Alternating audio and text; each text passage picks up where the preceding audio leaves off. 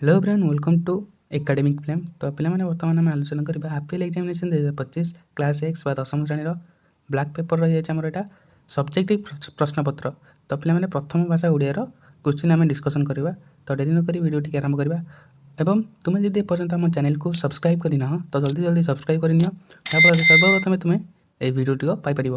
तो डेरी नक video T आरंभ करवा। देदेला आमर एक नंबर देदेला प्राय 100टी शब्दर उत्तर लेख। देदेला पठित कविता अनुसरण चिलिकार सायंतन परिवेश वर्णना कर। तो पे जब तुमको आंसर जना अच्छे तुम्हें लिख कि टेलीग्राम चैनल जॉइन हो जाओ जहाँफल तुम्हें से आंसर पाइपर। तो प्रथम देला 5 मार्क क्वेश्चन रही जाऊँगी। प्रथम देला कौन ना पठित कविता अनुसरण चिलिकार सायंतन परिवेश वर्णना कर।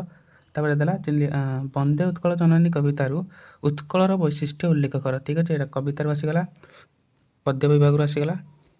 तापर क्वेश्चन जावा देदेला आमर यहाँ ना पल्लीर शिक्षित संप्रदाय और श्रीकृष्ण मध्य तुलना केते दूर युक्तियुक्त पठित प्रबंध को भित्ति करी बुझाई लेख। ठीक अच्छे, और देदेला सभ्यता और विज्ञान परस्पर आश्रयी पठित प्रबंध अवलंबन यार यथार्थता प्रतिपादन कर। ठीक अच्छे, यहाँ 5 मार्क रहीगला क्वेश्चन गोटेक। तापर क्वेश्चन जावा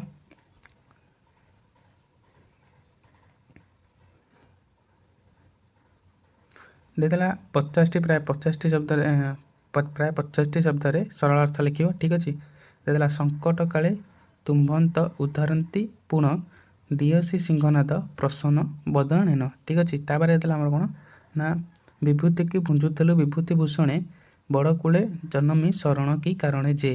ठीक अच्छे, दुईटा आसीगला आमर सरल अर्थ लिख 5 मार्क लाखे। यहाँ पद्यरू आसीगला, तापर गद्यरू आसीगला गोटे लंग क्वेश्चन। आध्यात्मिक उच्चांग देदेला कौन ना आध्यात्मिक उच्चांग भाव बेले बेले सृष्टि को अन्यान्य करिछि। तापर देदेला कौन ना भारतर वैशिष्ट्य तार आध्यात्मिकता। तो यहाँ रही 5 मार्क पे देखिए लिख। पुणी थर कही रखुच्छी जब तुमको आंसर जना अच्छी तेज लिख कि टेलीग्राम चैनल आंसर नहीं पार। तापर देला प्राय 200टी शब्द लेख आम आसीगला यहाँ कौन रचना।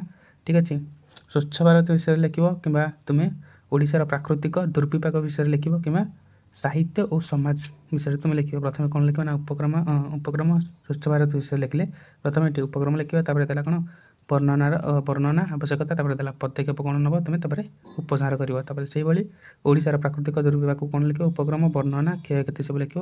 कारण और निराकरण लिख।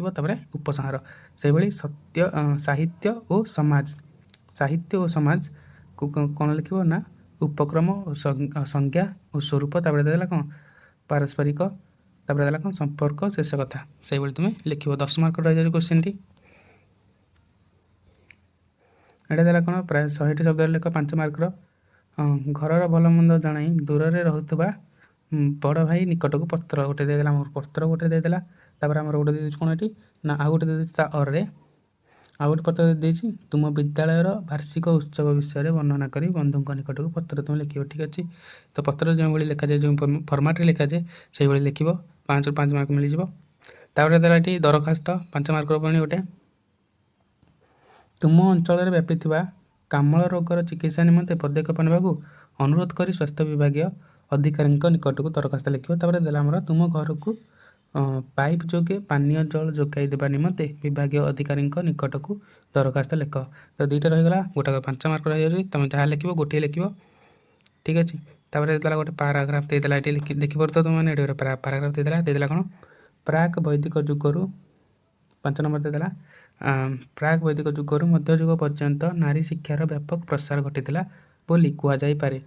से समय नारी आनुष्ठानिक शिक्षा लाभ करिवार सुजोग नथिले मध्य आत्मशिक्षारे थिले महिषी। एही समय गार्गी मित्रेय देला कौन आपोला गुस्सा लोपामुद्रा और विश्वम्बरा आदि नारीगण समस्त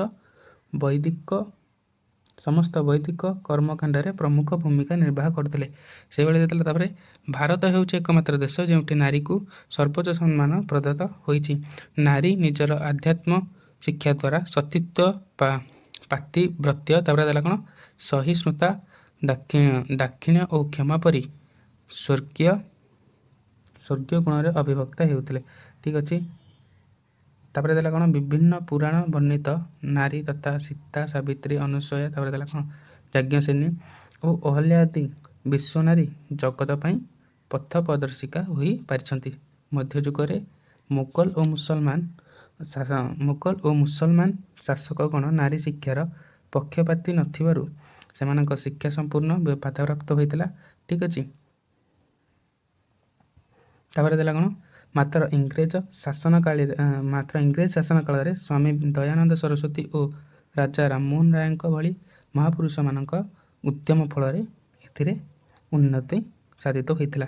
ଆଧୁନିକ ଯୁଗର ନାରୀମାନେ ଶିକ୍ଷିତ ହୋଇ ବିଜ୍ଞାନ କ୍ରୀଡ଼ା ଓ ତାପରେ ଦେଲା କ'ଣ ସାହିତ୍ୟ ତଥା ରାଜନୀତି ଆଦି ପ୍ରତ୍ୟେକ କ୍ଷେତ୍ରରେ ନିଜର ଦକ୍ଷତା ପ୍ରମାଣିତ କରିବା ସହିତ ହଜାର ହଜାର ପୁରୁଷମାନଙ୍କୁ ପଛରେ ପକାଇ ଦେଇଛନ୍ତି। ତ ଏଇ ପାରାଗ୍ରାଫଟିକୁ ଭଲ ଭାବରେ ପଢ଼ିକି ତୁମେ ଆନ୍ସର ଦେବ। ପ୍ରଥମ କ୍ୱେଶ୍ଚିନ୍ ଦେଇଥିଲା କ'ଣ ନା କେଉଁ ନାରୀମାନେ ବୈଦିକ କର୍ମକାଣ୍ଡରେ ପ୍ରମୁଖ ଭୂମିକା ନିର୍ବାହ କରୁଥିଲେ। ତାପରେ କ୍ୱେଶ୍ଚିନ୍ ଦେଇଥିଲା କ'ଣ ଆମର ନା ମଧ୍ୟଯୁଗରେ ନାରୀମାନଙ୍କ ଶିକ୍ଷା କାହିଁକି ବାଧାପ୍ରାପ୍ତ ଘଟିଥିଲା। ସେ ଯେଉଁ ମୋଗଲମାନଙ୍କ ତା ବିଷୟରେ ଦେଇଥିଲା। ତ ଏଭଳି କିଛି କ୍ୱେଶ୍ଚିନ୍ ତୁମକୁ ପଚାରିଥିବ, ତୁମେ ଲେଖିବ। ତ ଏଇଟା ଥିଲା ଆମର 10ମ ଶ୍ରେଣୀ ଓଡ଼ିଆର ପୁରା ସବଜେକ୍ଟିଭ୍ ବ୍ଲାକ୍ ପେପରର ପୁରା ସବଜେକ୍ଟିଭ୍ 100ରୁ 100% ରିଅଲ୍ କ୍ୱେଶ୍ଚିନ୍। ତ ପିଲାମାନେ ଯଦି ଏପର୍ଯ୍ୟନ୍ତ ଆମ ଚ୍ୟାନେଲକୁ ସବସ୍କ୍ରାଇବ୍ କରିନାହ ତ ସବସ୍କ୍ରାଇବ୍ କରିନିଅ ଏହିଭଳି ସବୁ ଭିଡ଼ିଓ ସର୍ବପ୍ରଥମେ ପାଇବା ପାଇଁ।